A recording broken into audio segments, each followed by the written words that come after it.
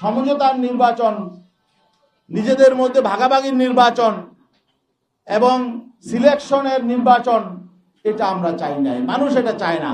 কিন্তু আমরা সেই আশঙ্কা করছি, সেই আশঙ্কা থেকেও আমরা শঙ্কিত যে আগামী দিনে আসলে সুষ্ঠু, নিরপেক্ষ, গ্রহণযোগ্য নির্বাচন হবে কিনা, নাকি আমাদের সাথে ঐক্য করে তলে তলে আবার ভিন্ন রকম কিছু হবে, এই আশঙ্কাটাও আমাদের মধ্যে দেখা দিয়েছিল। তো এই জন্যে আসলে আমরা মনে করছি এগুলো জনগণের সামনে প্রকাশ করা দরকার। জনগণও বুঝতে পারছে, উপলব্ধি করছে। আমাদের কাছে বিভিন্ন দিক থেকে বিভিন্ন সংবাদ আসছে, বিভিন্ন রাষ্ট্রের সাথে বিভিন্ন পরিকল্পনা করা হচ্ছে, কি হচ্ছে এটাও আমরা জানি না।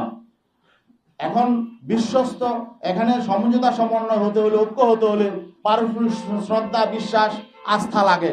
আমরা আস্থা, বিশ্বাস, শ্রদ্ধার জায়গা যখন ভেঙে যায় তখন তো আসলে সেখানে ঐক্য টিকে না।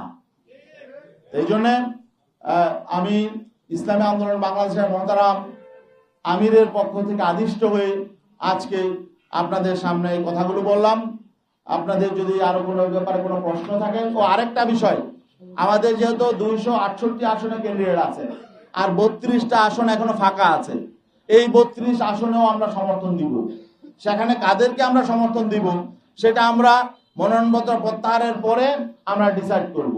আমাদের নীতি, আদর্শ এবং লক্ষ্যের সাথে যাদের মিল হবে, তাদের সাথে সহযোগ্য ক্যান্ডিডেট, তাদেরকে আমরা ইনশাল্লাহ সমর্থন দিব। এবং আমরা আশাবাদী গোটা বাংলাদেশের 300 আসনেই আমাদের পক্ষের ক্যান্ডিডেট থাকবে ইনশাল্লাহ,